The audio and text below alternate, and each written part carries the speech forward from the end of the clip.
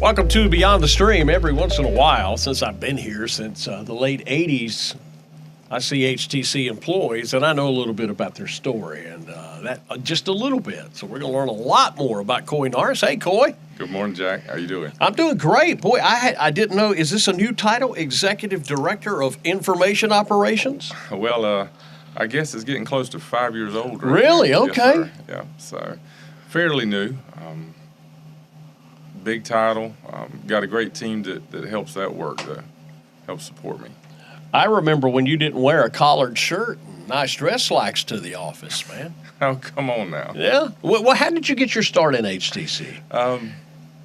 So I started in 1994, so it's been quite a few years Yeah. ago. I guess I'm going to have to blame my sister just a little bit. She came home one day, and the place she was working, the lady that employed her son told my sister, said, hey, Coy's going to school for computer science. We've got a part-time job that might help him get in the door at HTC, if he's interested. And so I applied, started working part-time, I guess. In the summer of 94, I was going to school at Coastal, and the rest is kind of history. Wow. So that was before the internship program. So I was just a part-time employee, and had a great boss at the time who really encouraged me to keep, steady in school, and he pushed me to do well, and gave me opportunities to just keep improving. Sure. Why computer science? I'm thinking of the timetable. HTC wasn't even offering internet service in 94. That's exactly right. It's kind of crazy. Whenever I was thinking about it, I was going, okay, I may be a math or a history teacher, or I could go into computers. And it was kind of new and intriguing at that point. Sure. And I said, well, let's try it out and see. And so it just kind of fit. I was a software developer for years, and I just always was fairly decent at solving problems, just thinking through things. And Sure. And that's kind of the skill, I guess, that helped me succeed a lot in that. I loved to tackle a problem. I loved to try to find the solution for it. Wow. Well, computer science has definitely changed through the years. HTC did. What was your first job at HTC? So my first job at HTC was inserting. I ran this large machine. I would take the printed bills off the printer. We'd print the bills. We'd take them this large machine, and it basically folded them and stuffed them in the envelope, and it would postmark them, seal them, and I'd carry them to the post office. And so I was the person getting the bills out. Okay. So making sure we got paid. Yeah, that's important. Oh, yeah. That's just tremendous. You got to get paid. Yes, sir. Well, that's changed. The way billing goes. I mean, you can still get a paper copy of the bill, which I like. We've changed a whole lot. We like to think it's better for the environment, better for just folks in general. We do a lot of online stuff, and so we'll just email you, let you know your bill's ready. You can go online into our portal. You can pay it. You can have it set up for paperless, so you don't get that paper bill in the mail. You don't have to worry about that damaging the trees in the forest. We're doing our part to try to make it easy for folks, to think about being conservative.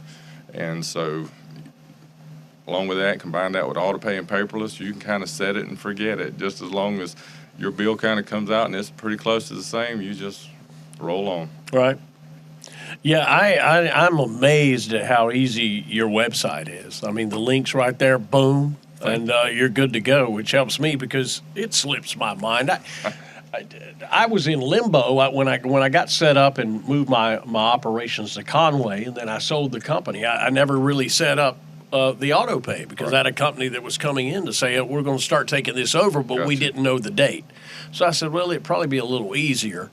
And so then they opted to only take, because I had a confusing mess over there, man. I had DSL in Loris, I had phone in Loris, but then I had internet, phones, cable TV, everything in Conway. So I had services at different places.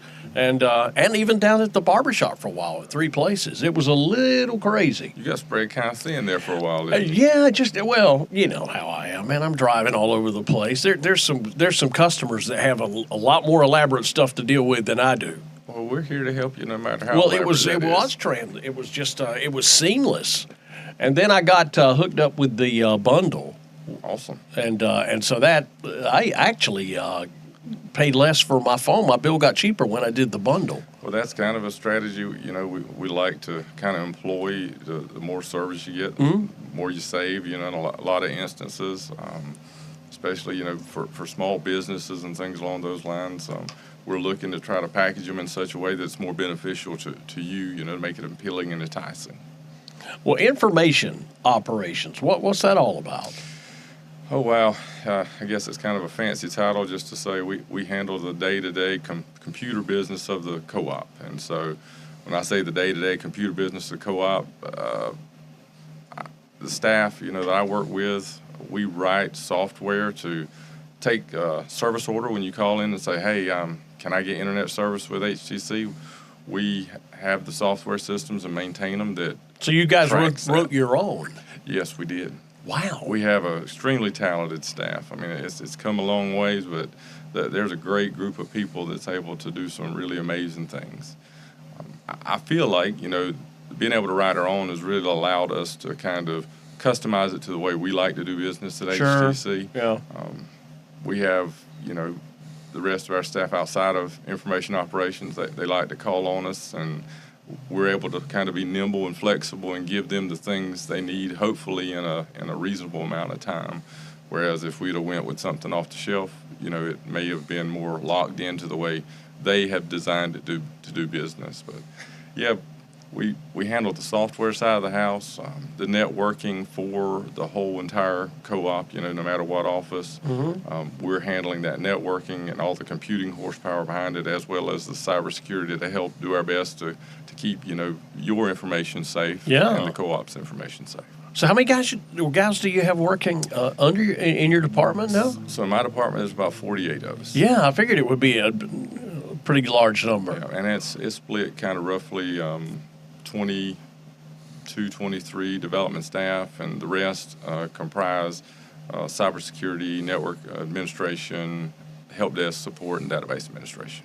That's mind-boggling to me. I mean, it does make sense because I know in some industries that I'm aware of, they'll get 3 choices for software to run their business, and a lot of times they don't even maximize. They get a lot of bells and whistles that they'll never use. That's right. But on the fly, that's great. I'm thinking about the changes to how you guys have done your website in the past and with your billing. That's tremendous. It's in-house. And you know, that's just a tribute to the staff that we work with. I mean, they have really been phenomenal in what they've been able to do.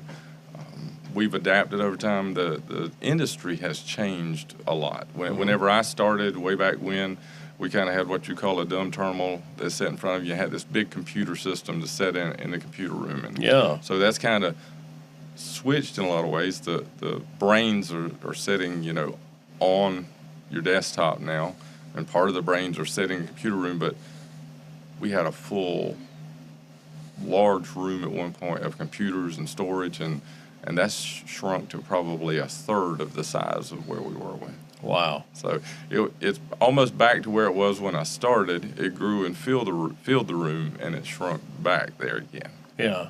So just technology, it's changing so rapidly.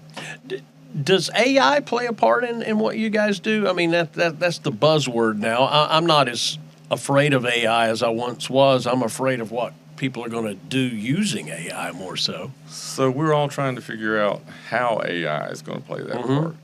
What role will it really play in our day-to-day?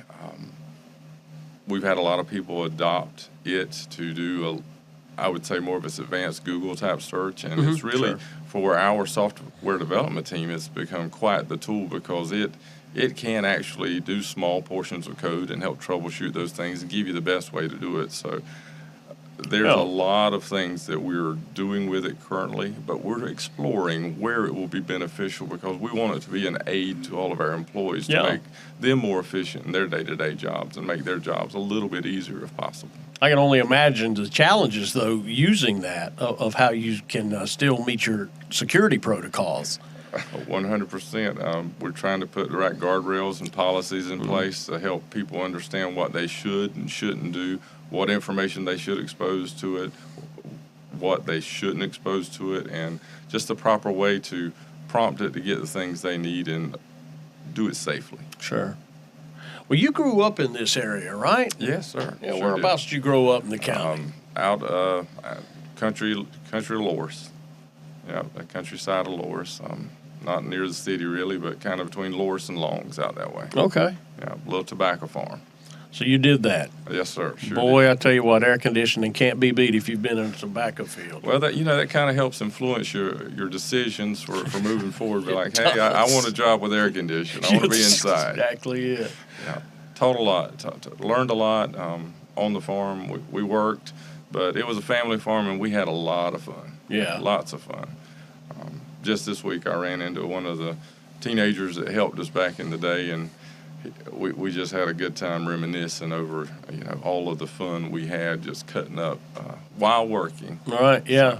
Yeah. Teenagers grow up to be adults. I mean, you'll see somebody that, and it doesn't add up to me. I still think of folks as that still being that age, and I'm the only one that got older. Well, he seemed like he had not grown up a whole lot. He was still full of all the life he'd ever had. So okay. It was great. Yeah. It was absolutely great. I probably know this character, but we'll leave him out of the storytelling. The importance of HTC and what it means to small communities like Loris, it's expanded. I mean, for you guys, I'm sure that you have businesses that are in places that 20 years ago they wouldn't even have thought of opening a business there because of the infrastructure. Yeah, it's been great to kind of look back at all of the leadership, back in the early days and even over the years that have had the vision to say that this is a need, we see it coming. Mm-hmm. We're going to make sure that really every nook and cranny, every place in Horry County has the services they need to do business efficiently and effectively. Sure. Well, I'd be remiss if I didn't have you talk about family a little bit. A lot of folks may know your wife. I think so, definitely. Yeah, Samantha over at the Loris Chamber of Commerce. She's been there, I think maybe 2007 was her first year. I think that's about right. You got it on the nose, exactly, yeah. 2007. And I can remember that because we went out to the industrial park with RiverTalk. We did a shoot there talking about timber framing. Okay. And she happened to be there, and that was prior to me going over there and doing some business. And it's just a great time. You're one of the youngest grandfathers that I know. Yes, you kind of got to marry right into a little bit of a ready-made family there, and sure. So it's been a blessing for me. We have 6 grandkids, 1 grandkid on the way, and so it's just an ever-growing family. Lots of love, lots of fun. That's pretty awesome. Yeah, good stuff, man. Well, I appreciate all you do. You've been a great friend through the years, and you too, whenever there's something happening in Loris, I know you guys get back to the communities, but it's almost like you're an employee of the Chamber of Commerce over there. Yes, sir. I see you up at the crack of dawn working over there on the bog off and the car show. So right. Good seeing you, Coy. It's good seeing you. Tell everybody we said hey. We certainly will. All right, always good to visit with people that we know. Of course, when we do these sit-downs and get into Beyond the Stream, we kind of feel like we know everybody, and that's the purpose, getting to see all the great people behind the scenes at HTC. We appreciate you watching this edition of Beyond the Stream.